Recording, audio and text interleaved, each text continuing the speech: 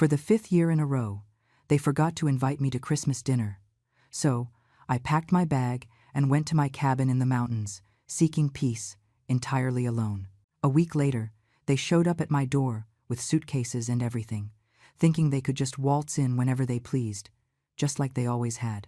But when the door opened, they were met with a police officer, rolling cameras, and my attorney waiting for them, and in that instant, they went pale.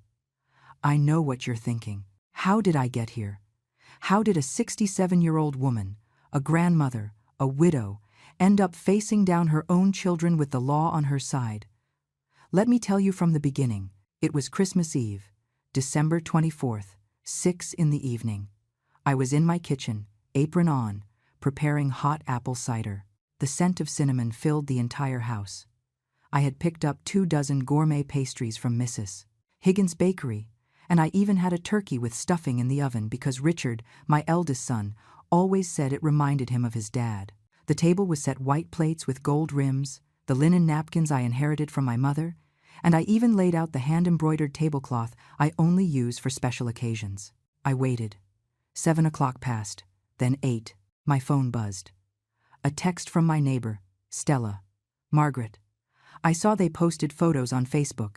They're all having dinner at Richard's place. My heart shrank. I opened the app with trembling hands, and there they were.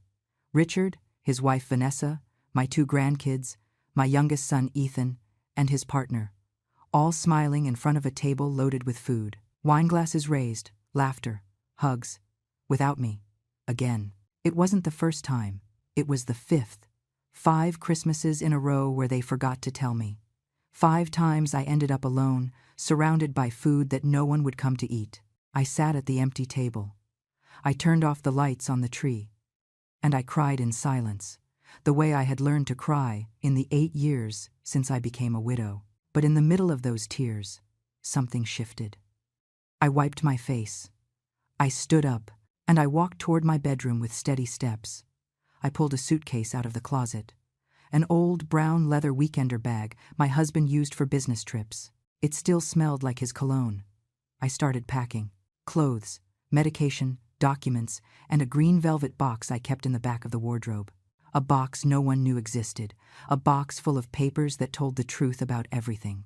At 11 o'clock that night, I locked the front door of my suburban Chicago home. I got into my car, and I drove 3 hours north to the cabin near Lake Geneva, Wisconsin. That cabin I inherited from my husband. That cabin my children always looked down on because it was too far and didn't have high-speed Wi-Fi. That cabin that was worthless to them, but was my sanctuary. I arrived in the early hours of the morning. The cold mountain air hit my face. The stars shone in a way they never do in the city. Everything was silent. For the first time in years, I breathed easy. I went inside. I lit the fireplace. I made myself a cup of chamomile tea, and I sat in front of the fire with the green box on my lap. I opened the lid slowly. Inside were the loans Richard never paid back. $40,000 for a business startup that never launched.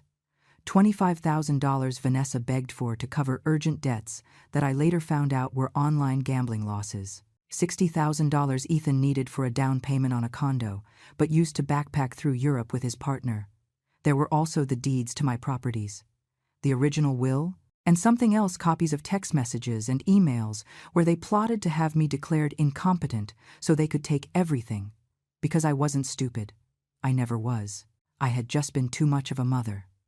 But that night, staring into the fire, I made a decision. No more. I took out my phone. I dialed a number I had saved months ago. "Attorney Patterson," I said when he answered. "This is Margaret Sullivan. I need you to come see me tomorrow morning. I'm going to press charges against my children." There was silence on the other end. "Are you sure, ma'am?" "More sure than I've ever been in my life." I hung up. I closed the box. And for the first time in a long time, I slept soundly, because I knew that when my children finally noticed my absence, when they came looking for me with their excuses and manipulations, I would be waiting, but not alone.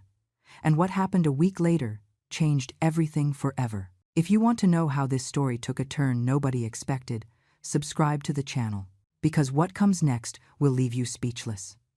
Attorney Patterson arrived at the cabin the next day, bright and early. He was a man in his 50s, serious, with a worn leather briefcase and a look that inspired confidence. We sat by the fireplace. I poured him some coffee I had brewed that morning. The steam rose between us as I opened the green box. "Attorney," I began, my voice steady. "I need you to see this." I pulled the documents out one by one. Promissory notes, transfer receipts, text messages, emails, all organized by date, all marked with notes in the margins I had written myself. He reviewed every paper in silence. Every now and then, he glanced up at me, surprised. "Mrs. Sullivan," he said finally, "you've documented all of this with impressive precision. I've been keeping proof for years, attorney. Years waiting for things to change, but I can't go on like this." I told him everything. How after my husband died 8 years ago, my children started seeing me differently. I wasn't mom anymore. I was a wallet, a family bank that never charged interest. Richard showed up first. "Mom, I have an incredible business opportunity. I just need $40,000. I'll pay you back in 6 months. 6 months turned into 8 years. I never saw a dime back. Then it was Vanessa, his wife. She would arrive with red eyes, dramatizing crises that I later found out were lies. "Margaret, we have terrible debt. If we don't pay, they'll foreclose on the house." I gave her $25,000. Their house was never at risk, but her addiction to online casinos sure was real. Ethan, my youngest, the one I thought was different, failed me too. "Mom, I found the perfect condo. I just need the down payment." I wired him $60,000. 1 week later, I saw photos on his social media from Paris, London, Rome. He didn't even bother inventing an excuse. "But that's not all, attorney," I continued, pulling out another folder. 3 months ago, they tried to forge my signature. I showed him copies of notarized documents, papers where I supposedly authorized the sale of a piece of land my husband left me, a prime lot in Lincoln Park valued at $1.5 million. The signature looked like mine, but I never signed those papers. "This is attempted fraud," the attorney said, standing up. "Ma'am, we can proceed legally immediately." "Wait," I stopped him. "There's more." I took out my phone. I opened a voice memo app. I put it on speaker. It was a conversation between Richard and Vanessa. I had recorded them without them knowing, during a family barbecue 2 months ago, when I got up to go to the bathroom and left my phone recording hidden under a cushion. Richard's voice sounded clear. "We need to act fast. Mom is getting old. If we can get a doctor to certify she's not all there in the head, we can take control of everything." Vanessa's voice replied, "Your brother already talked to a lawyer. He says with 2 witnesses and a medical certificate, we can get a conservatorship. Everything would go into a trust, managed by us." Richard laughed. "Poor Mom. Always so trusting, so sentimental. She doesn't know this is about business, not family." The silence in the cabin was heavy when the recording ended. Attorney Patterson looked at me with a mix of indignation and respect. "Mrs. Sullivan," he said slowly, "you don't just have proof. You have a solid case, very solid." I nodded. I felt the tears wanting to come out, but I held them back. I had cried enough. "I want you to prepare everything, attorney. Lawsuits for fraud, for financial abuse, and I want you to install security cameras in this cabin. Good ones. With audio. You expect them to come here? I know them. When they realize I've disappeared, they'll panic. Not for me, but because they need me to sign those land sale papers. And when they find out where I am, they'll come. Unannounced, like they always do." The attorney smiled for the first time. "And you'll be ready." "Exactly." We spent the rest of the day organizing everything. He made calls. He contacted a judge he knew. He spoke with a security technician who arrived that same afternoon to install the cameras. While they worked, I walked through the cabin grounds. The pine forest smelled of damp earth. The birds were singing. The peace I felt was something I hadn't experienced in years. My husband loved this place. He always said, "Margaret, when I can't take the city noise anymore, we're going to retire here. You and me." Peaceful. We never got to retire together. A heart attack took him before his time. But now I was here, fulfilling that dream, even if I was alone. "Ma'am," the attorney called from the door. "Everything is ready. The cameras are running. They record automatically when they detect motion. Perfect. That night, when everyone had left, I sat on the porch of the cabin with a blanket over my shoulders. My phone started ringing. Richard, Ethan, Vanessa, texts, calls. I read them all. I didn't answer a single one. "Mom, where are you? We need to talk as soon as possible. There are papers you need to sign." I smiled in the dark. Let them wait. Let them search. Because when they finally found me, I wasn't going to be the same mom as always. The messages didn't stop all week. Every morning I woke up with my phone vibrating. 20, 30, 40 notifications, all from them. All with the same tone. First fake worry, then thinly veiled demands. "Mom, we're worried. Are you okay? Answer, please. You have us terrified. It's been 3 days. This isn't normal. We're going to your house." I read each one while drinking my coffee on the porch. And I didn't answer. Attorney Patterson had advised me, "Leave them in uncertainty. Let them get desperate. Desperate people make mistakes." And he was right. On the 4th day, the messages changed tone. Richard wrote, "Mom, we need you to come back. There are urgent documents for the land. The buyer is only waiting until the end of the month. If we don't sign, we lose the sale and the $1.5 million. There it was. The real reason for their concern. Vanessa was more direct. "Margaret, I don't know what's wrong with you, but this is very selfish on your part. We have serious problems, and you're gone like a rebellious teenager. Get over the Christmas dinner thing. It was a misunderstanding." A misunderstanding? 5 years in a row of misunderstandings. Ethan tried the sensitive son card. "Mom, if you're upset, let's talk. But disappearing like this doesn't solve anything. We're family. Family doesn't abandon family." The irony stung. Family doesn't abandon family. And what had they done to me? But I didn't reply. I kept to my routine at the cabin. In the mornings, I walked through the woods. The cold air cleared my mind. I watched the pines, listened to the creek running nearby, gathered pine cones for the fireplace. In the afternoons, I reviewed my documents, over and over, verifying dates, amounts, details, preparing myself. Attorney Patterson came on the 5th day with news. "Mrs. Sullivan, I hired a private investigator. I asked him to check your daughter-in-law Vanessa's finances."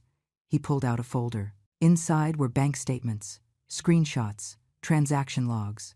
"Your daughter-in-law has active debts across 3 online gambling platforms. The total is $100,000. She's been borrowing from loan sharks, dangerous people." I felt a weight in my stomach. Not for her, but for my grandkids. 2 teenagers living in that house, with that pressure, with those problems. "There's more," the attorney continued. "Your son Ethan also has financial trouble. He owes back rent. 3 months unpaid. The landlord has already started the eviction process. And Richard? Richard is the most calculating. He doesn't have serious personal debt, but he desperately needs that money from the land. He invested in an import business that is going under. If he doesn't inject capital soon, he loses everything." So it all made sense. They didn't need me. They needed my money, my properties, my signature. "And the attempted fraud?" I asked. "I've already filed the formal complaint. The notary who authorized those fake documents is under investigation. Your son Richard will be summoned to testify next week." I nodded. The puzzle pieces fit perfectly. That night, while the fire crackled in the fireplace, I took out old photographs from a box. Photos of when my children were small. Richard in his Little League uniform, smiling with missing teeth. Ethan on my lap, hugging me with those chubby little arms. When was it all lost? At what moment did I stop being their mother and turn into their resource? A tear fell on a photograph. I wiped it away carefully. I missed those children, but those children didn't exist anymore. On the 7th day, I received a different message. It was from my oldest grandson, Sam, 16 years old. "Grandma, Dad is furious. He says if you don't show up, they're going to come find you. Please let us know you're okay. I miss you." My heart shrank. He wasn't to blame for any of this.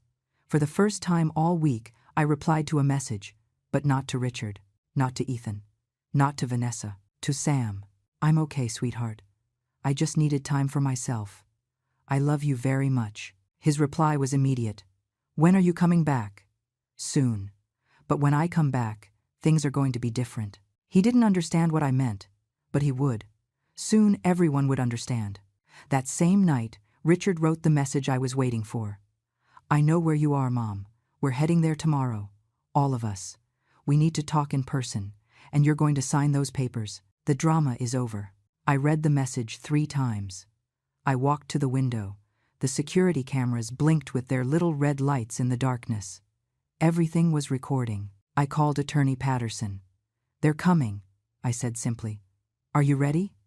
I looked at my reflection in the window glass. A 67-year-old woman, tired, hurt, but standing tall, more than ready. And tomorrow, everything was going to explode. The morning of the 8th day dawned cold and cloudy. I got up early. I made coffee. I dressed with care. A burgundy wool sweater, dark trousers, my hair pulled back in a simple bun. I wanted to look dignified, strong. Attorney Patterson arrived at 9 with 2 other people. Sheriff Miller, a police officer in his 40s with a serious look, and a young woman with a professional camera. Mrs. Sullivan, the sheriff greeted me. Attorney Patterson filled me in. He will be present as an official witness. Everything that happens will be on record. Thank you, Sheriff.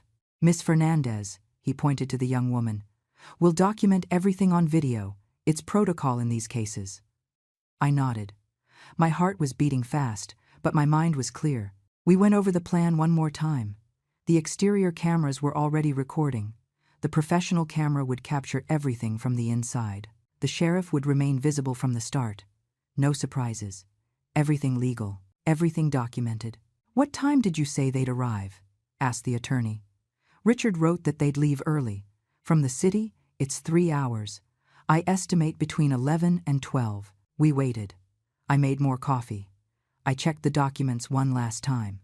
Sheriff Miller made some calls from the porch. The videographer adjusted her equipment. At 11:30, we heard engines. 2 SUVs were coming up the dirt road, one black, one white. I watched them kick up dust on their way to the cabin. They're here, I announced, feeling the adrenaline rush through my body. Stay calm, ma'am, the attorney told me. Remember, you have control. You have the truth. The SUVs parked in front of the cabin. The doors opened. Richard got out first. Tall, 42 years old, with that bearing he always had, as if the world owed him something. He was wearing sunglasses even though it was cloudy. Behind him, Vanessa, perfect makeup, freshly done nails, designer bag hanging from her arm. As always, appearances. From the other SUV, Ethan got out with his partner, David. And to my surprise, my 2 grandkids came along, Sam and Mia, 16 and 14. That wasn't in my plans. I didn't want the children to witness this, but it was too late. Richard walked toward the door with determined steps. He didn't knock. He turned the knob directly, like he had done his whole life, as if this cabin were his. The door didn't open. It was locked. He tried again, harder. Nothing. Mom? He yelled, pounding on the door. Open up. We drove all the way from the city. What kind of games are these? The expression on Richard's face went from annoyance to confusion in a second. Because he didn't find me alone, Sheriff Miller was by my side, in uniform, badge visible. The videographer was pointing her equipment directly at them, and Attorney Patterson stepped out behind me with a folder full of documents. The silence was absolute. What is this? Richard stammered, taking off his sunglasses. Vanessa took a step back. Ethan went pale. The grandkids looked at each other, scared. This, I said with a steady voice, is the end of a lot of things. Come in. We need to talk. Mom, I don't understand anything, Richard said, but his voice didn't sound authoritative anymore. It sounded nervous. You're going to understand. Believe me, you're going to understand. Sheriff Miller introduced himself formally. Sheriff Steve Miller. Your mother requested my presence as a witness to this meeting. Everything will be recorded for the legal protection of both parties. Vanessa whispered something to Richard. He shook his head. Mom, this is ridiculous. We're your family. Why are there police? Why cameras? What did they make you believe? No one made me believe anything, Richard.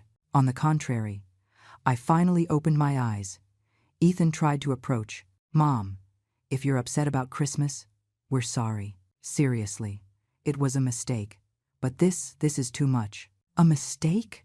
I repeated, feeling the old rage rising in my throat. 5 years of mistakes? Or was the mistake trying to forge my signature to sell my land? The silence that followed was like a thunderclap. Richard opened his mouth, closed it, opened it again. I don't know what you're talking about. Of course you know. Everyone knows. Attorney Patterson stepped forward. Gentlemen, I have here documentary evidence of attempted fraud, misappropriation of funds, and conspiracy to declare mental incompetence without medical grounds. Do you want to discuss it out here? Or would you prefer to come inside?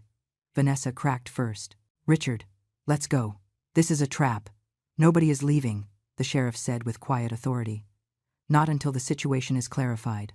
Sam, my grandson, looked at me with watery eyes. Grandma, what's happening? My heart broke, but I couldn't back down. Something is happening that should have happened a long time ago, sweetheart. The truth. And then began the confrontation that would change everything forever. They entered the cabin in silence, a heavy, uncomfortable silence, full of barely disguised fear. Richard walked in front, trying to maintain his posture of authority, but his hands were trembling. Vanessa was biting her nails, something I had never seen her do. Ethan wouldn't lift his eyes from the floor. The grandkids sat together on the sofa, confused, frightened. Sit down, I ordered, and my voice sounded different, firm, without pleading, without that maternal tone I always used so as not to inconvenience them. Attorney Patterson placed his briefcase on the coffee table. He opened it calmly, taking out color-coded folders. The videographer adjusted her gear. Sheriff Miller stood by the door, arms crossed. Mom, Richard began, I don't know what these people told you, but no one told me anything. I investigated all by myself. I documented it all by myself. I opened my eyes all by myself. I took out the green velvet box. I placed it on the table with a sharp thud that made Vanessa jump.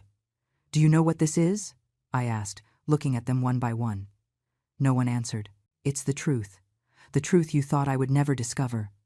I opened the box. I took out the first document. Richard, October 2017.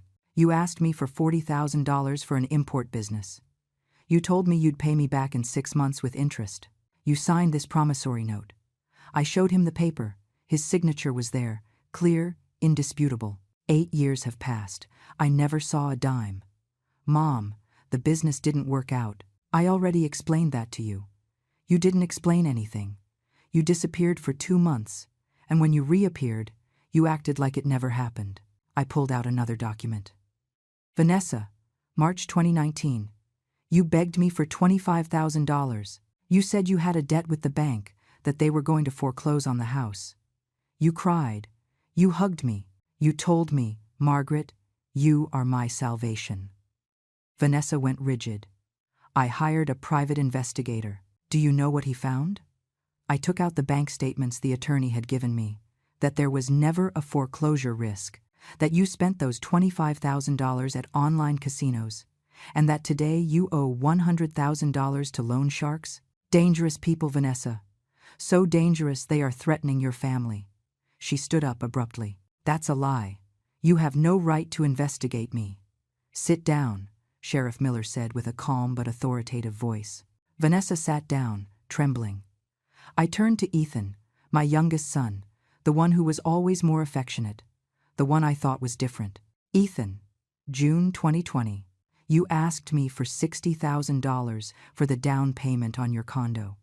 You said you were finally going to have a home of your own. I felt so proud. Ethan closed his eyes. 1 week later, I saw your photos in Europe, Paris, London, Rome. 3 months of travel. Where did that money come from, Ethan? Mom, where? I had savings. Lie, interrupted Attorney Patterson, pulling out more papers. Your bank account was at zero.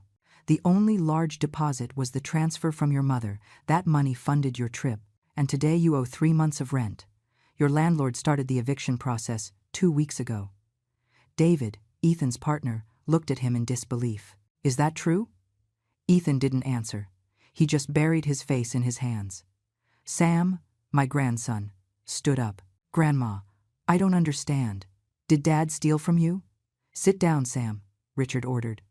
No, I want to know what's happening. I knelt in front of my grandson.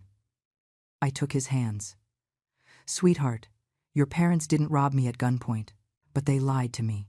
They used me, and when I didn't have anything left to give, they tried to take the little I had left. How? I looked at Richard. He avoided my gaze. Attorney, I said. Show them the documents. Attorney Patterson placed the copies of the notarized papers on the table. The papers where I supposedly authorized the sale of the land. This arrived at the Recorder of Deeds 3 months ago. A request for the sale of the property located in Lincoln Park, valued at $1.5 million, with Mrs. Margaret Sullivan's signature. He passed the documents to Richard. The problem is that Mrs. Sullivan never signed this. The signature is fake. A pretty good forgery, but fake. Richard looked at the papers. His face went from pale to red. The notary said it was legal. Notary Ramirez is under investigation for fraud. He already testified. He said you paid him $10,000 to process this sale without verifying the signer's identity. Vanessa exploded. This was your idea, Richard. I told you not to do it. Shut up. You're the one who has us buried in debt. It's your fault, because you never earn enough, because your business is a failure. They started screaming at each other, blaming each other, destroying each other in front of everyone. The grandkids were crying. Ethan still had his head in his hands. David watched everything in shock. I remained seated, calm, watching the facade crumble. Sheriff Miller clapped his hands loudly twice. Quiet. Everyone shut up. Mrs. Sullivan, said the sheriff, do you wish to press formal charges? This was the moment, the decision that would change everything. I looked at my children. At Richard, who now looked like a scared boy. At Ethan, crying silently. At Vanessa, shaking with rage and fear. I looked at my grandkids. At Sam, looking at me with pleading eyes. At Mia, who didn't understand anything but felt her world collapsing. I took a deep breath.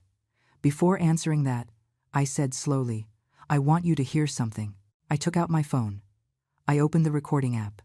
I recorded this 2 months ago, at the Sunday family barbecue, when I went to the bathroom. I hit play. And then Richard's voice filled the cabin. We need to act fast. Mom is getting old. If we can get a doctor to certify she's not all there in the head, we can take control of everything. And in that moment, I saw their souls break. The audio kept playing. Every word was a knife. Vanessa's voice sounded clear. Your brother already talked to a lawyer. He says with 2 witnesses and a medical certificate, we can get a conservatorship. Everything would go into a trust, managed by us. Richard tried to get up. Mom, turn that off. But I didn't turn it off. I let it continue. His own voice continued. Poor Mom. Always so trusting, so sentimental. She doesn't know this is about business, not family. And then the laughter. That laughter that had kept me awake for weeks. Sam stood up abruptly, looking at his father with an expression I had never seen on him. Horror. Absolute disappointment. Dad? You said that? You really wanted to have Grandma declared crazy? Richard reached out his hands. Son, it's more complicated than. Answer him. Yes or no? We were desperate. Your mother has debts. The business is failing. You needed to rob your mom? Sam completed, tears running down his face. Declare her incompetent to keep her money? That's what you needed? Mia, my granddaughter, was crying silently. She got up from the sofa and ran to me. She hugged me tight. Grandma, I'm sorry. I'm sorry. I'm sorry. You have nothing to apologize for, sweetheart, I told her, stroking her hair. Ethan finally spoke with a broken voice. Mom, I knew. Richard told me his plan. I tried to convince him not to do it, but I needed money too. I thought if you guys handled the legal part, I would just receive my share of the inheritance early. Before I died, I said. He lowered his head. Yes. The brutal honesty hurt more than the lies. David, his partner, backed away from him. I can't believe what I'm hearing. Your own mother, Ethan. You guys don't understand the pressure, Vanessa screamed suddenly. Living with debt, dealing with threats, we needed that money. Then work, I said simply. like the rest of the world does, like I did when your father died and left me with huge responsibilities. I worked, I didn't steal, I didn't lie. You have properties, you have savings, you don't need all that at your age. At my age? I repeated, feeling the indignation rise. At 67, do I not deserve to have anything anymore? Do I not deserve to decide what to do with what I worked for my whole life? Attorney Patterson intervened, placing more documents on the table. Here I have the complete records. Mrs. Sullivan lent you, in total, $125,000 over 8 years. Not a single dollar was repaid. Furthermore, there is evidence of systematic emotional manipulation. He took out printouts of text messages, reading them aloud. Richard, 6 months ago. Mom, if you don't help us, we lose everything. Do you want your grandkids to end up on the street? Ethan, 4 months ago. Ma, I thought I could count on you. I guess I was wrong. I guess money is more important than your son. Vanessa, 3 months ago. Margaret, after everything we've done for you, this is how you repay us. With selfishness. Every message was worse than the last. Emotional blackmail, manipulation, manufactured guilt. What did you do for me? I asked Vanessa directly. Tell me, what did you do? She opened her mouth, but nothing came out. I opened my home to you. I gave you my money. I watched your children when you needed time off.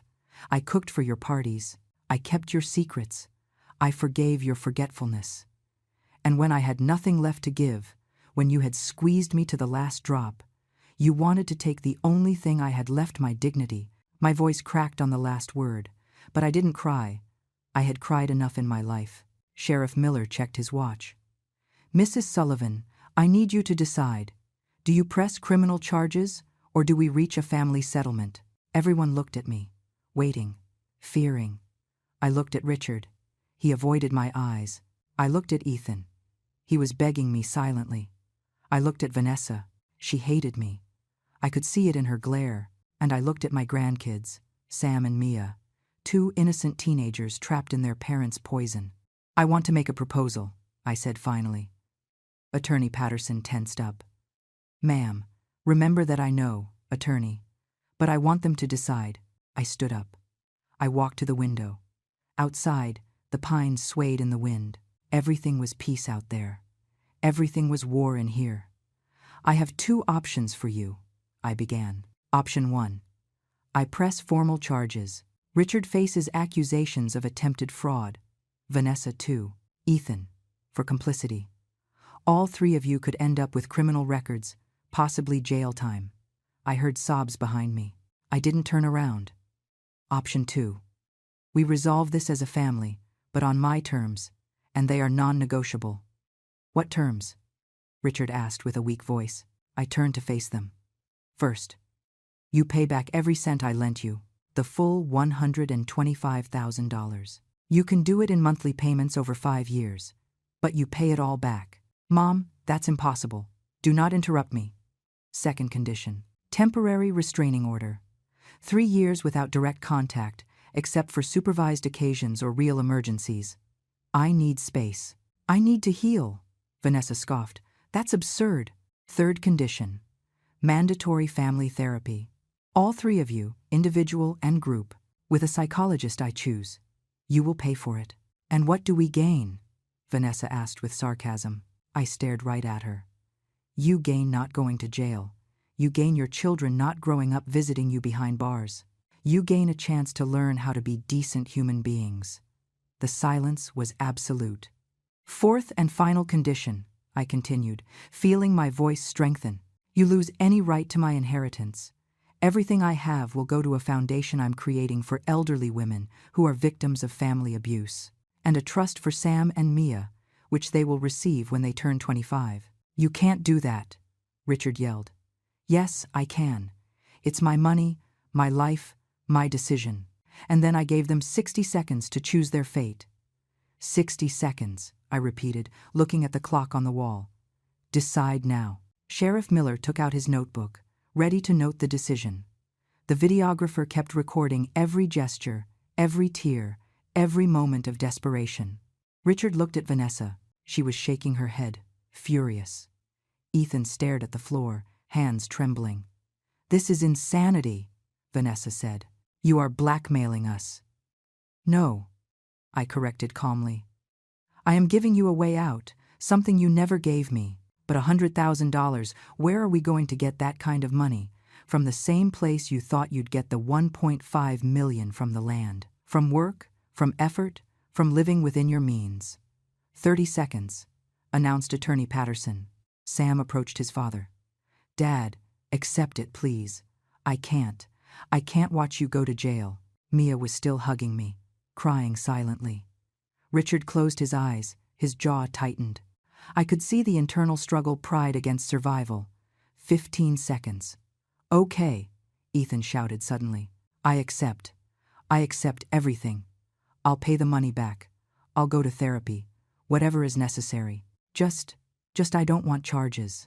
David looked at him surprised, but there was some relief on his face. 10 seconds. "Richard," whispered Vanessa. "Say something." 5 seconds. Richard opened his eyes. He looked directly at me, and for the first time in years, I saw something real in his gaze. Not manipulation, not calculation. Genuine fear. "I accept," he said with a broken voice. "I accept your conditions, Mom," Sheriff Miller wrote in his notebook. "And you, Mrs. Vanessa Marquez?" Vanessa clenched her fists. Her face was red with contained rage. "I don't have a choice, do I? Either I accept or I go to prison. That is the reality," I confirmed. "Then I accept. But I want you to know this is cruel. You are cruel." "No, Vanessa. Cruel was what you did to me for 8 years. This is justice." Attorney Patterson took pre-drafted documents out of his briefcase. "You will have to sign a legal agreement. Everything will be in writing. Any breach will automatically reactivate the criminal charges." He placed 3 sets of papers on the table. Richard was the first to approach. He read quickly. His hands shook as he turned the pages. "This says we are forbidden from coming within 100 yards of you. For 3 years. Yes, except for supervised meetings or real medical emergencies. What about holidays? Christmas? Birthdays? You will celebrate without me, just like you were already doing." The blow landed direct. Richard lowered his gaze. Ethan signed without reading everything. His tears stained the paper. Vanessa grabbed the pen with such force I thought she'd break it. She signed every page with rage, violent strokes that almost tore through the paper. "Done," she spat the words out. "Are you happy now? Have you humiliated us enough?" "I didn't humiliate you.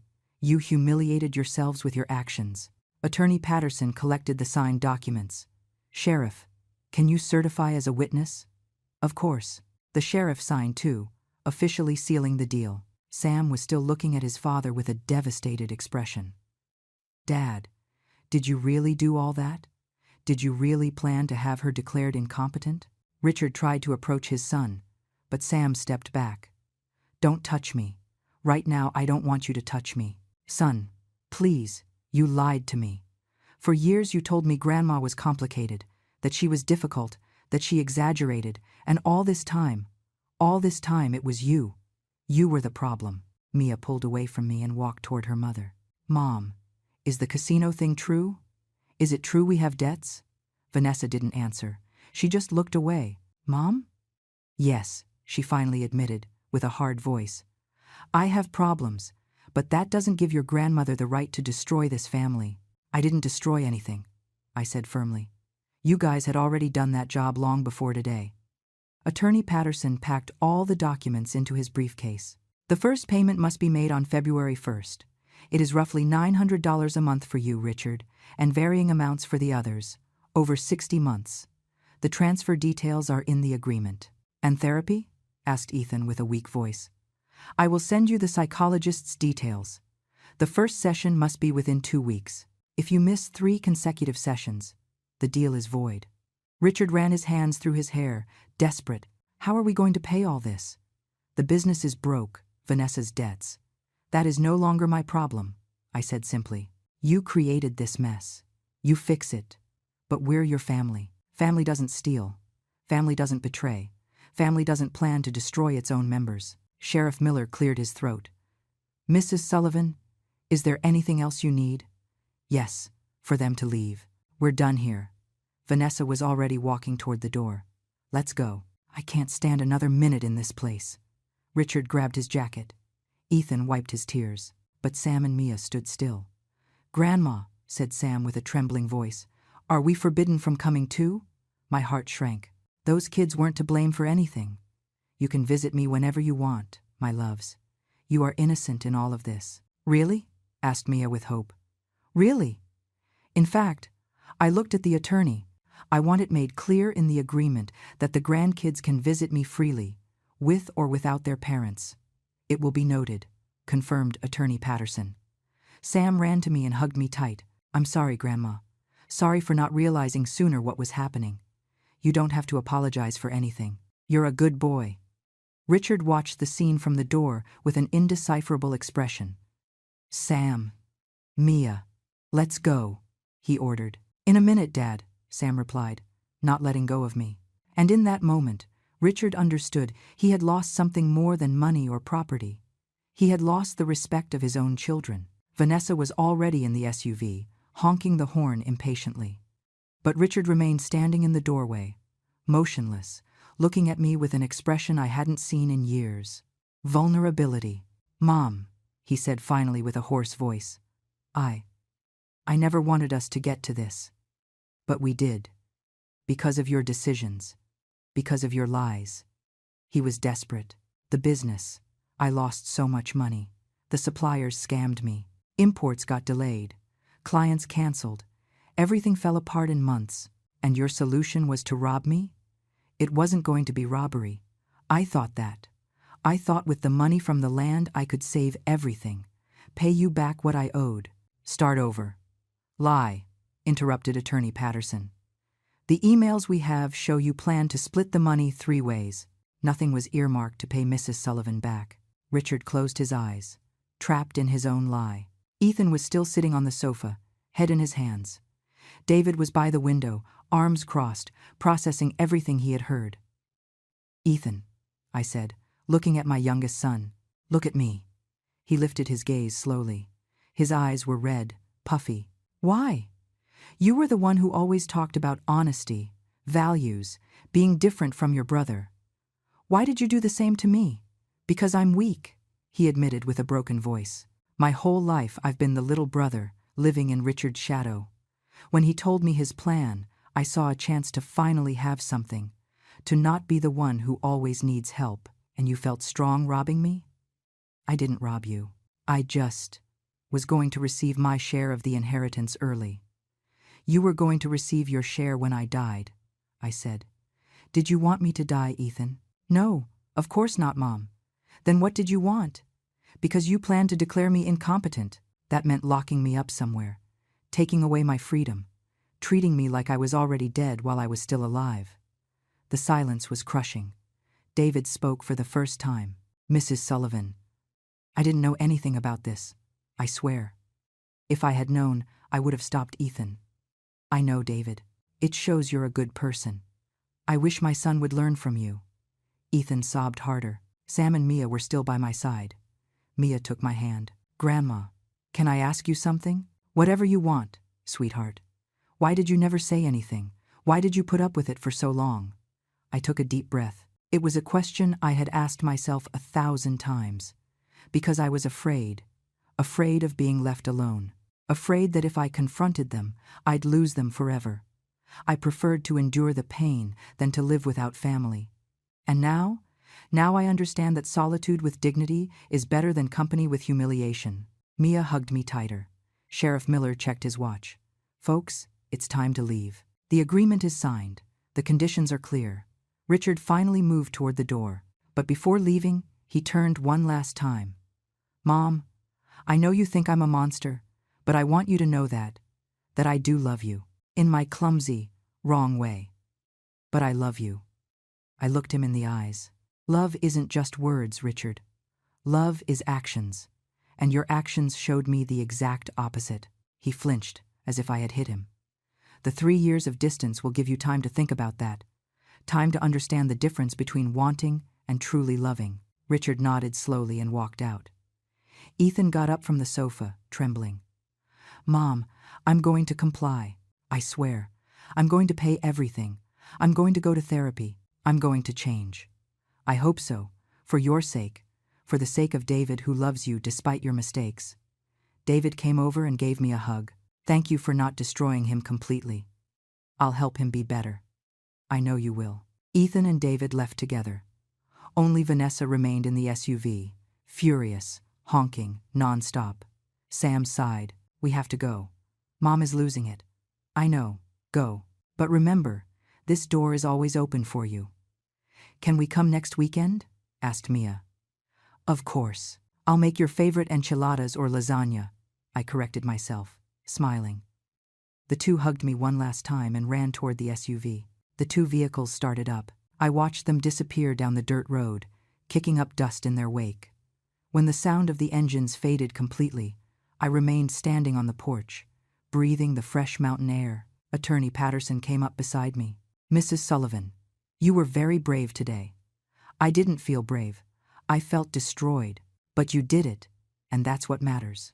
Sheriff Miller put away his notebook. Ma'am, if at any point they breach the agreement, do not hesitate to call me. Here is my card. Thank you, Sheriff, for everything. Just doing my job, but between us, it makes me happy when an older person reclaims their dignity. It doesn't happen as often as it should. They both said goodbye and left in the patrol car. The videographer packed her gear. Ma'am, do you want me to leave you a copy of the recording? Yes, please, on a USB drive. Sure, I'll send it tomorrow with the attorney. She left too. I was left alone in the cabin. I walked in slowly. I locked the door. I walked to the sofa and let myself fall. My whole body was shaking. The adrenaline of the last few hours finally abandoned me. And then, finally, I cried. I cried for the family I had lost. I cried for the years of abuse I endured in silence. I cried for the woman I was, always giving, always forgiving, always forgetting herself. But I also cried with relief, because for the first time in 8 years, I breathed free. I got up after a while. I washed my face with cold water. I made myself a cup of chamomile tea and sat in front of the fireplace with the green box on my lap. There was one last document I hadn't shown them. I took it out carefully. It was the new will, the one I had signed the previous week with Attorney Patterson. I read it one more time, making sure everything was how I wanted it. The Foundation for Elderly Women Victims of Family Abuse would receive 60% of my assets. The Trust for Sam and Mia would receive 35%, and the remaining 5% would go to David for being the only good person to enter this family in years. Richard, Ethan, and Vanessa. Nothing. Zero. Because love is demonstrated. And they demonstrated that they never really loved me. 2 weeks passed. 2 weeks of silence, of peace, of waking up without knots in my stomach. I stayed at the cabin, enjoying the sound of the wind in the pines, the crackle of the fire at night, the taste of coffee drunk without haste. Sam and Mia came the first weekend, as promised. They arrived by bus, alone, without their parents. We cooked together. We walked through the woods. We talked about everything and nothing. I told them stories of when their grandfather was alive, of when their dad and uncle were good boys, before money changed their hearts. Grandma, Sam asked me, while we chopped vegetables for dinner, do you think Dad can change? I want to believe it, I answered honestly. But real change only comes when one hits rock bottom. And I'm not sure your dad has hit rock bottom yet. Mom is worse, said Mia quietly. She screams all the time. She blames Dad. Dad blames her. The house is hell. It hurt to hear it, but it wasn't my responsibility to fix it. Heard anything from Uncle Ethan? I asked. I talked to him a few days ago, said Sam. He sounds different, more serious. He said he started looking for a second job to pay faster. I was glad to hear that. The following Monday, I received a call from Attorney Patterson. Mrs. Sullivan, I have news. Ethan made his first payment, roughly $900, in full. 2 weeks before the deadline, I felt something warm in my chest. Surprise, hope. And Richard? There was a pause. Richard hasn't transferred anything, but there are still 2 weeks left. I understand. Also, Richard's wife, Vanessa, tried to contact me. She wants to renegotiate the terms of the agreement. Renegotiate? She says they are too harsh, that they can't comply, that we should consider forgiving 50% of the debt. I laughed. It was a bitter laugh, but a laugh nonetheless. Tell her there is no renegotiation. The agreement is signed. Either they comply or face charges. Simple as that. I will tell her. I hung up and stared out the window. Vanessa hadn't learned a thing. She kept looking for shortcuts, easy exits, ways to avoid consequences. But Ethan paid. That night I lit a candle in the small chapel my husband had built on the cabin grounds. I prayed for my children, for their lost souls, for the possibility of redemption. The next morning, while baking cinnamon rolls, I heard a car approach. My heart raced. The cameras were still working. If it was Richard violating the agreement, it would be recorded. But when I looked out the window, I saw an unfamiliar car, a gray sedan, old but well kept. The door opened, and Ethan got out, alone. He walked to the door and knocked softly. I hesitated a moment. Then I opened. "Mom," he said with a trembling voice. "I know I shouldn't be here. I know the agreement says 3 years without contact, but I need to tell you something. You have 5 minutes." He nodded. He didn't come in. He stayed on the porch, as if he didn't deserve to enter. "I paid my first installment, and I'm going to pay all the rest. I got a night job at a warehouse. By day I'm still at my regular job. I sleep little, but I deserve it. I'm glad to hear it. I also started therapy. The psychologist asked me when I stopped being myself, and I didn't know how to answer, because I don't remember ever being myself." His eyes filled with tears. I was always the little brother, the one living in comparison, the one who was never enough. And when Richard offered me a way to be someone, I took it without thinking. No matter who I hurt. You hurt me, Ethan. I know, and I'm going to carry that the rest of my life. He wiped his tears with the back of his hand. "But I came to tell you something more important, something you need to know." "What is it?" "Vanessa is planning something. I heard a phone conversation 3 days ago. She was talking to someone about contesting the agreement and getting witnesses to testify that you were under duress." I felt a chill. "Witnesses? People she's going to pay to lie?" "She says if she can prove you signed the agreement under coercion, they can annul it. That is illegal." "I know. That's why I came. Because you gave me a chance to redeem myself, and I'm not going to let Vanessa destroy you again." I looked him in the eyes. "My son, my baby, the boy I rocked in my arms 40 years ago. Does Richard know about this?" "I don't know." I stopped talking to him. He is consumed by rage, blames everyone but himself. I sighed deeply. "Thank you for telling me, Ethan. Are you going to do something?" "I'm going to call the attorney. He'll know how to proceed." Ethan nodded. He was about to leave when I stopped him. "Ethan, wait." He turned around. "Is David okay? Is he supporting you?" A small smile appeared on his tired face. "David is the best thing that ever happened to me. He puts up with me. He pushes me to be better. I don't deserve his love, but I'm fighting to deserve it someday." "Then fight. For yourself. For him. For the man you can become." "I will, Mom. I promise." He left. I immediately called Attorney Patterson. I told him everything. "This is serious," he said. "If Vanessa attempts to fabricate false testimony, we could charge her with obstruction of justice. But we need proof." "What kind of proof?" "Recordings, messages, something that demonstrates her plan." I thought quickly. "Attorney, what if we record her confessing?" "How?" "Let me think about it. I'll call you in a few hours." I hung up.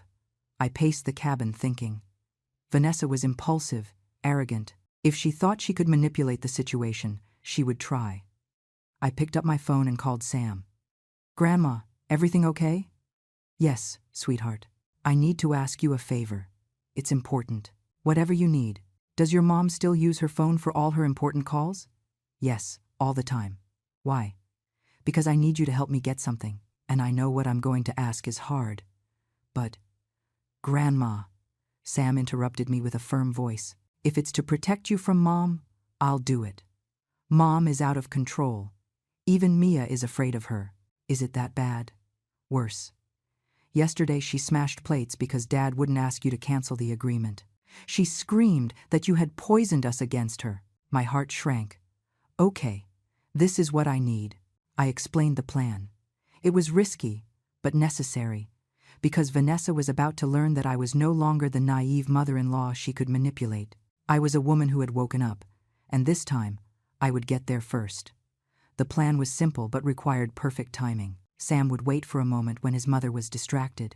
He would take her phone and check recent messages, calls, any evidence of what Vanessa was planning. He would take screenshots and send them to me. It sounded easy, but asking a grandson to spy on his own mother was something that broke my heart. "Grandma," Sam had told me over the phone, "it's not just your fight anymore. Mia and I live in that house. We see how Mom manipulates, lies, destroys. If we can help you stop her, we will." And 3 days later, the screenshots arrived. My phone buzzed at 11 at night. It was Sam. "Grandma, found this. Sorry it took so long, but I needed to be sure." I opened the images one by one and felt my blood run cold. Messages from Vanessa to an unknown number. "How much do you charge to testify that the old lady was confused when she signed?" $2,000. Half now, half after the trial. Deal. Do you know the family well? You'll say she was always forgetful, acting weird. There was more. Conversations with other people. Vanessa was building a complete web of lies. A message to Richard read, "Your mom humiliated us. It's time to strike back. With 3 witnesses declaring her mental incompetence, we can annul everything." Richard's reply, "I don't know, Vanessa. This could go wrong. Do you prefer losing millions or growing a pair and recovering what is ours?" Richard didn't reply further, but he didn't stop her either. I saved all the screenshots. I forwarded them to Attorney Patterson, along with a message. "The evidence we needed," he replied in 5 minutes. "This is sufficient for criminal charges. Do you want to proceed?" I sat in front of the fireplace with a cup of tea in my hands. The fire danced in front of me, casting shadows on the walls. Did I want to send the mother of my grandkids to jail? I thought of Sam and Mia, of how they would suffer if their mother faced criminal charges. But I also thought of all the people Vanessa had hurt with her manipulation, of how she would keep hurting people if no one stopped her. "Proceed," I finally wrote, but with one condition. "Which one?" "I want to confront her first, face to face, give her one last chance to confess and recant." "Ma'am, that could be dangerous." "I know. But I need to do it." The attorney accepted reluctantly. We organized everything for the following Friday. That morning, Vanessa received an official summons. She had to present herself at the cabin with her lawyer to discuss irregularities in the fulfillment of the agreement. She arrived at 2 in the afternoon with a young, nervous lawyer who clearly didn't know what he was getting into. Vanessa was wearing high heels, a power suit, hair perfectly coiffed battle armor. "This is ridiculous," she said as soon as she entered, without greeting. "I don't have to be here. The agreement is legal." "Sit down, Mrs. Marquez," Attorney Patterson said with a formal tone. She sat with a defiant attitude. Her lawyer placed his briefcase on the table. Sheriff Miller was also present. "And the same videographer as before. More theater?" Vanessa mocked. "Cameras again? Do you feel powerful, Margaret?" I didn't answer. I just took out my phone. "Before we begin," I said calmly, "I want to show you something." I slid the phone across the table. On the screen were the screenshots of her messages. Vanessa looked at them. Her face went from arrogance to confusion, then to pure panic. "Where did you get that?" "It doesn't matter where. It matters what it says." Her lawyer took the phone and read. His expression changed immediately. "Mrs. Marquez," he said with a tense voice, "did you write these messages?" Vanessa didn't answer. "I am asking you officially, did you attempt to bribe witnesses to commit perjury?" Silence. Attorney Patterson intervened. "Mrs. Vanessa Marquez, these messages constitute evidence of conspiracy to commit procedural fraud, bribery, and attempted obstruction of justice. These are serious felonies that can result in prison time of 5 to 10 years. Vanessa went pale. I just what?" I asked. "Just trying to destroy me again? Just looking for more ways to steal, lie, manipulate? You had no right to humiliate us like that. All this is your fault." "My fault? My fault that you have a gambling addiction? My fault that you buried your family in debt? My fault that you planned to declare me incompetent to steal my property? We had needs. We had rights. You had no right over my life or my money. Her lawyer closed his briefcase. Mrs. Marquez, I cannot represent you in this. I'm sorry. He got up and left without looking back. Vanessa was left alone, trembling. I have two options for you, I said, retrieving my phone. Option 1. I submit these messages formally. The district attorney proceeds with charges. You go to trial and probably to prison. She sobbed. Option 2. You sign a full confession. You admit everything you did. You accept a permanent restraining order, not just 3 years, and you enter a rehab program for gambling addiction, paid for by you. And Richard? She asked with a broken voice. Richard has his own path, but he didn't try to bribe witnesses. You did. What about my children? Sam and Mia can visit me whenever they want, but you will have no contact with me ever again. That is cruel. No, cruel was what you did to me for years. Attorney Patterson placed a document in front of her. You have 5 minutes to decide. Vanessa read the document with tears running down her face. It was a full confession. Every lie, every manipulation, every plan to destroy me. If I sign this, I don't go to jail? If you fulfill everything agreed upon, therapy, distance, payments, no. She took the pen with a shaking hand. She signed, but before leaving, she looked at me with pure hate. Someday you're going to die alone, bitter old woman, and no one will cry for you. I smiled sadly. I prefer to die alone with dignity than live surrounded by vipers. She left, slamming the door. Sheriff Miller filed the signed confession. Mrs. Sullivan, officially this closes the case, unless she breaches. Thank you, Sheriff. When everyone left, I sat in the silence of the cabin. I had won, legally, emotionally, but I didn't feel victory. I felt exhaustion. The exhaustion of years, of battles, of being strong when I just wanted to be a mother. That night I called Sam. Grandma? How did everything go? It went well, sweetheart. Your mom signed a confession. She won't go to prison if she meets the conditions. And Dad? Your dad has until tomorrow to make his first payment. If he doesn't do it, there will be consequences too. There was silence. Grandma, is all this worth it? So much pain? I looked at the flames in the fireplace. Yes, Sam, because for the first time in my life, I am worth more than my money. I am worth more than what I can give. I simply have worth. And that lesson, although painful, was the most important one I could teach him. February 1st arrived. Payment day. I woke up early, with a knot in my stomach. I checked my phone every 5 minutes, waiting for the bank notification. At 8 in the morning, the first transfer came in. $900, Ethan. Punctual again. I felt a flash of pride. My youngest son was complying. At 9, nothing from Richard. At 10, nothing. At noon, I called Attorney Patterson. Richard hasn't paid. I know. I've tried contacting him. He's not answering calls. What do we do? The agreement is clear. If he misses the first payment, criminal charges reactivate automatically. But you have the final word. I hung up and stared out the window. The pines swayed in the cold February wind. Richard, my eldest son, the one born first, the one who made me a mother, was I really going to send him to face charges? My phone rang. It was Sam. Grandma, I need to talk to you. Tell me, sweetheart. It's about Dad. He's bad. Very bad. Bad how? Yesterday his company went bankrupt. The creditors took everything. The office, the vehicles, even the computers. Sheriffs showed up and took everything. I felt a weight on my chest. And that's not the worst. Sam continued with a broken voice. Mom left him. She said she wasn't going to sink with him. And you, Mia? We stayed with Dad. Someone has to be here. But Grandma? I've never seen him like this. He's on the couch, hasn't showered, hasn't eaten, just stares at the ceiling, doesn't speak. I closed my eyes. Pain, rage, sadness, all mixed. Where are you now? At the house. But a notice came from the bank. They're 2 months behind on the mortgage. They're going to lose the house too. Sam, listen to me carefully. You and Mia can come stay with me. Always. This cabin is your refuge. And Dad? That was the question. The question I had been avoiding. Your dad has to hit rock bottom. Completely. It's the only way he'll learn. Grandma, he already hit rock bottom. He lost everything. Not everything.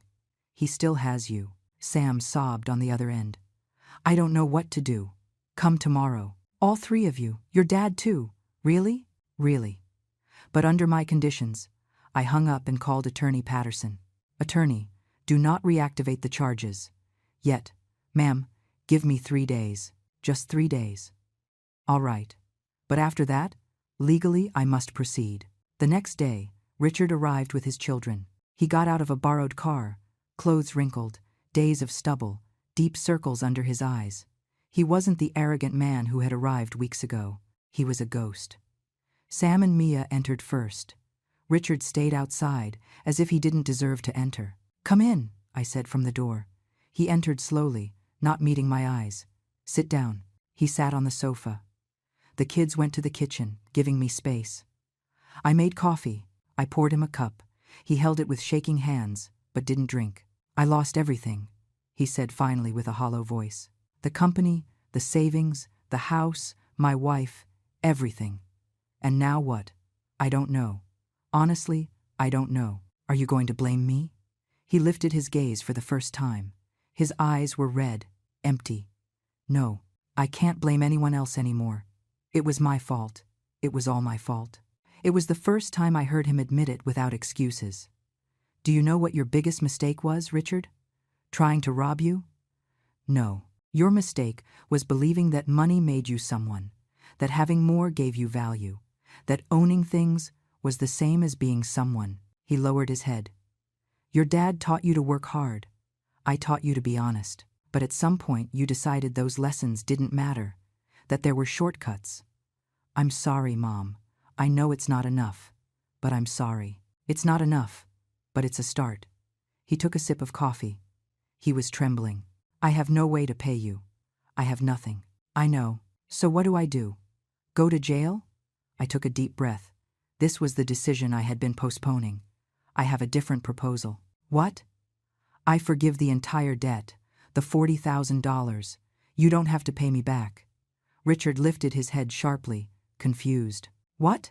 But with conditions. What conditions?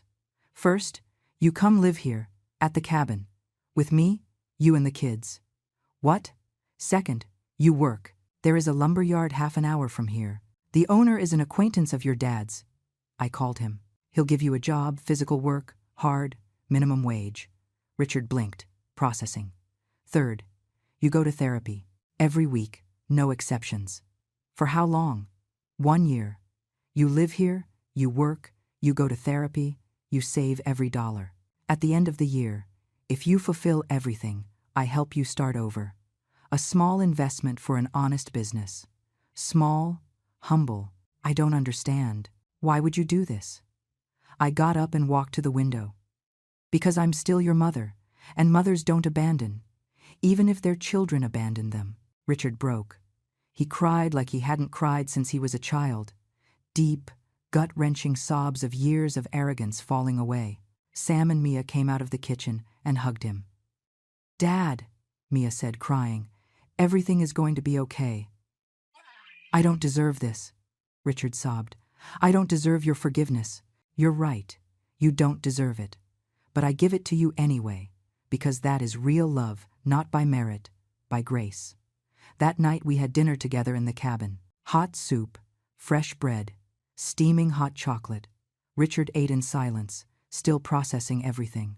Sam and Mia helped wash the dishes. When the kids went to sleep in the guest room, Richard and I stayed in front of the fireplace. Mom, he said softly, how can you forgive me after everything I did?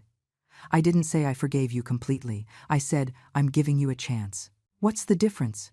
Forgiveness is earned with time and actions. The chance only requires you to show up, every day, to try. And if I fail, then you fail. But at least you tried. Richard looked at the fire. Does Ethan know about this? I'll call him tomorrow. He is fulfilling his part. You must fulfill yours too. And Vanessa? Vanessa took her path. She signed a permanent restraining order. She is in a rehab center for gambling addiction. If she completes it, maybe she can rebuild something with you guys. But that no longer depends on me. Richard nodded. There is something else you should know, I added. What? The will stays the same. You will not receive an inheritance. Everything goes to the foundation and the kids' trust. I understand. I don't expect anything. Good, because this isn't about money. It's about becoming the people our loved ones deserved us to be. And that night, for the first time in years, I slept knowing that maybe, just maybe, my son could find his way back to himself. 1 year passed, 12 months of transformation, of pain, of growth. Richard met every condition, every single one. He worked at the lumber yard starting at 6 in the morning. He came home with rough hands, an aching back, wounded pride but intact dignity. The first few months were terrible. I heard him crying in his room some nights. A 42-year-old man, used to suits and offices, now hauling logs and operating heavy machinery. But he didn't quit. Every Thursday, he went to therapy with the psychologist in town. He returned quiet, reflective, processing layers of his own darkness. Sam and Mia finished the school year living at the cabin. They adapted well, better than well. They bloomed far from the toxic environment of their previous home. Mia got the best grades of her life. Sam discovered he liked working with wood and started learning carpentry at the lumber yard on weekends. Ethan made every payment, all 60, without missing a single one. In March, he called me crying. Mom, I made the last deposit, the $60,000 complete, with interest. I'm proud of you. I never thought I could do it, but David helped me. He kept me focused. He made me believe I could be better. He is good for you. I know. That's why I proposed. Proposed? Yes, my heart filled with joy. When? In 2 months. And we want you to officiate. Well, maybe give a blessing. Be part of everything. I'll be there. Vanessa completed her rehab program. 6 months inpatient. She came out different, thinner, more serious. Without the manic glint in her eyes, she called me in September. Mrs. Sullivan, I know I signed a permanent restraining order, but I wanted to call to ask for forgiveness. For real, no manipulation, no agenda. What did you learn, Vanessa? There was a long pause. That addiction controlled me for years. That I used everyone around me as resources. That I was destroying my own family for a void I could never fill with money or thrills. And now? Now I'm learning to live with myself. To not need the adrenaline of the game, to face my problems head on. I'm glad to hear it. Will you ever be able to forgive me? Someday. Maybe. But that day isn't today. I understand. Thank you for not sending me to jail, for giving me this chance. She hung up. I didn't know if I would hear from her again, and that was okay. In November, the first Christmas since everything exploded arrived. Sam and Mia decorated the cabin with lights and ornaments. We put a small tree near the fireplace. Ethan and David arrived 2 days before. They brought gifts, food, laughter. Richard prepared dinner. Roast turkey, mashed potatoes, salad, apple cider. He made it all with his own hands. On the night of December 24th, we all sat around the table. Richard, Ethan, David, Sam, Mia, and me. I'd like to say something, Richard began, standing up. Everyone looked at him. A year ago, I was a different person, a horrible, arrogant, manipulative person, willing to destroy my own mother for money. His voice cracked. Ethan put a hand on his shoulder. This year taught me that hitting rock bottom is painful, but necessary. I lost everything material. But I found something I had forgotten, my humanity. He looked at his children. Sam, Mia, sorry for not being the father you deserved, for prioritizing appearances over real love. The two were crying. Ethan, sorry for dragging you into my plans, for contaminating you with my sick ambition. Ethan nodded, wiping his tears. And Mom. Richard looked directly at me.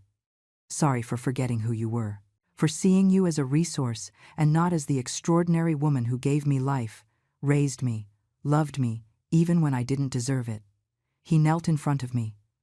I don't deserve your forgiveness, but if someday you can give it to me, I will spend the rest of my life trying to honor it. I took his face in my hands. I looked him in the eyes. Richard, I forgive you, he cried like a child in my arms. After dinner, While the others washed dishes and sang carols, I went out to the porch. The sky was clear. The stars shone like diamonds over the snowy pines. Ethan came out behind me with 2 cups of hot chocolate. "Mom, what are you thinking about? About your dad, about how much I still miss him. He would be proud of you, of how you handled all this. You think?" "I know. Dad always said you were the strongest woman he knew. Now I understand why." We drank our chocolate in comfortable silence. "Ethan, are you happy?" "Yes, Mom. For the first time in my life, I am genuinely happy. I have debts. I work 2 jobs. I live in a small apartment, but I have David. I have peace. I have dignity." "Then you are rich," I smiled. "Yes, I guess so." The following days were magical. We walked through the woods, played board games, told stories, laughed. On January 1st, while everyone slept, I opened my journal. I had started writing a year ago, documenting everything. The betrayal, the pain, the struggle, the redemption. I wrote the last entry. Today I am 68 years old. I am no longer the woman who waited for crumbs of love from her children. I am no longer the mother who let herself be used for fear of loneliness. I lost a family, but I gained something more valuable. I recovered myself. Richard is learning to be a real man. Ethan found his way. Vanessa is healing. Sam and Mia are growing in an environment of genuine love. And me. I finally understood that dignified solitude beats humiliating company. The cabin everyone despised became our refuge, the place where a broken family learned to rebuild itself. Not with money, with truth, with consequences, with tough love, but real love. My foundation for elderly women will open in March. We will help others like me find their voice, their strength, their dignity. Because no one should wait until they are 67 to learn that they are worth who they are, not what they can give. I closed the journal. I looked out the window. The sun was coming out behind the mountains, painting the sky orange and pink. A new year, a new life. Sam came out of his room, sleepy. "Grandma, you up already?" Couldn't sleep. Was thinking. About what? That sometimes losing everything is the only way to gain what really matters. He hugged me tight. "I love you, Grandma. I love you too, sweetheart." Richard made coffee. Ethan made pancakes. David put on music. Mia was dancing in the kitchen. And I, sitting at my table, watched them. My family. Broken. Imperfect. Rebuilding. But real. Finally real. Because true wealth isn't in what you own, but in what you don't allow them to take away. Your dignity, your peace, your self-love. And that no one will ever take from me again. If this story touched your heart, if you ever felt used, forgotten, or undervalued, leave me a comment. Tell me where you are watching from and what lesson you take from Margaret's story. Hit like if you believe it's never too late to reclaim your dignity. And subscribe to the channel for more real-life stories of brave women who learn to put themselves first without guilt. Because we all deserve love. But first, we must learn to love ourselves. Thanks for joining me until the end. Until the next story.